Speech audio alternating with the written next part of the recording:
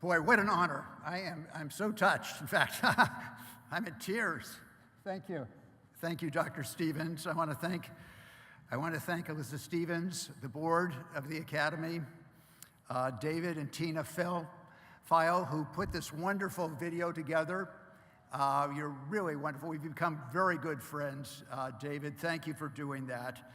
And I want to thank my lifelong friend, Craig and Anna Nelson, too, who have done so much for not only you artists here at the Academy, but for our California Art Club, too.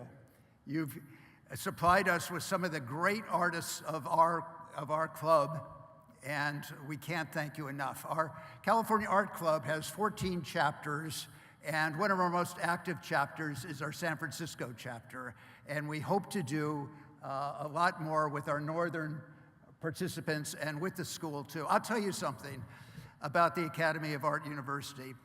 I love this school. I really, really do. It teaches traditional art.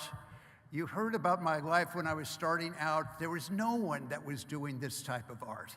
Very, very few. And none of the schools were teaching it. You know, all the art schools that are so well and such high prestige, the graduates couldn't draw. It was really pathetic. And then Craig came here, and you and a number of other artists turned this place around, and it was incredible. And you all are so fortunate. I spent 7 years with my teacher, but I think you probably got more from your studies in your time with the Academy than I did. So you've got so much to recommend yourselves, and I know you're going to go forward. You know, I can look at all of you out in the audience, and I can see that every single one of you knows something that I don't know. I'm up here giving the talk, but each one of you has some particular amount of knowledge or wisdom or something that is unique to you, and find what that is and work on that and keep that always active in your art if you possibly can. Try to find out where your passions are. You know, one artist said to me one time, a very famous anatomist, Joseph Shepard, in Pietrasanta in Italy. And he was also a wonderful painter and a sculptor. He's mostly known for his sculpture. He said, Peter, and he said to my wife, Elaine, most people work all their lives so they can have a living so they can retire. But artists work so that they can have enough money to keep working. And that is it. There is a joy. You know, Father Martin, that was wonderful what you said. I almost thought, I don't have to give a speech. What you said was so perfect. There is a joy and a love, and you're doing something that is, you know, in essence, part of the Almighty, part of heaven. And you want to keep that and nurture that. For myself, I like to think outside the box a little bit and do things that perhaps are unique to me. When I was 31, I went on my first trip to Asia. I had met a young woman, and a very attractive young woman, and she said, Peter, let's go to India and buy some miniature paintings, and we'll come back to Los Angeles and we'll be able to sell them.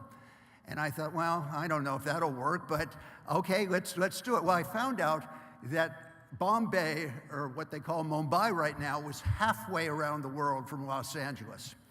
And TWA, or United Airlines, or American Airlines, I forget what it was, had a ticket that went around the world, and it was cheaper to go around the world, and you could stop just so that you kept going from west to east. So I went from Mumbai and went to Jaipur, and I picked up my friend Ida had given me $2,000 to collect paintings in Jaipur, India, and I collected some miniatures and carried them with me, and I just kept moving east little by little, and until finally I got to China. And China had just opened up. I was the first American artist to travel unescorted through China. And I landed went to Guangzhou first and then flew to Guilin. And at that time, you had to have someone that was a guide. And this guide met me, was a geologist. He said, first of all, why don't we extend your visa for 3 months and get these places, these different cities stamped on your visa so you can go there. Hangzhou and Suzhou and Shanghai and Beijing, many other places that I was able to go. And he gave me little cards to carry. And on one side of the card, it would have the English, because this is 1981. Not very many people spoke English in China. So it had the English on one side and the Mandarin on the other side. And so I'd show these cards and they'd say, I want, what's good in your restaurant? What can I eat? Or I want to stay in your hotel. And I was able to travel through 3 months through China that way. Interesting stories. Most of you can't see, but I'm a hairy man. I am very, very hairy. It's to my shame. I don't like it. I talk about thinking outside of the box. When I would go to the gym, I would if I had to take my shirt off, I figured out that I could cut little squares on my stomach, my hairy stomach, so they looked like I had a six-pack. And so I looked like I was really cut, really ripped, so to speak. And so I can remember I was painting in Guilin, but this happened all over China. Usually I'm sitting down, working in pastel or gouache, sitting on the ground, and I have my arms exposed, and I feel this little wind on my arms. And what it is some old guy is right next to me blowing the hair on my arms to see if it was really it. And then I make a joke out of it. I pretend I was like Monkey. I go, like that, and run around, and they all thought it was very funny. I thought it was funny too, but anyway, they'd never seen a hairy person before. Well, I did it was kind of interesting because I would travel for 180 days for 6 months, and I'd come back with exactly 180 paintings, like a painting a day. Some paintings I wouldn't be able to get anything done. I'd be touring the town. Other times I'd be sick maybe a little bit, and then other times I'd do 3 paintings a day. And I did this again in 1987 and went through Western China, Chengdu, Tibet, Dongguan, the Silk Route into Pakistan, Afghanistan, and finally Bhutan, and came back, and we had a big art show. And I can't tell you, it was the biggest art show I'd ever done. I had 115 paintings in the exhibition in West Hollywood. And we figured we couldn't hold enough people in one night of openings, so we had 3 nights of openings. And so the first 2 nights I happened to sell very, very well. I was very fortunate. It wasn't exactly a sellout. We had 115 paintings, but I probably sold maybe 70 or 80 paintings. That was pretty good. I was really excited. So what I did was the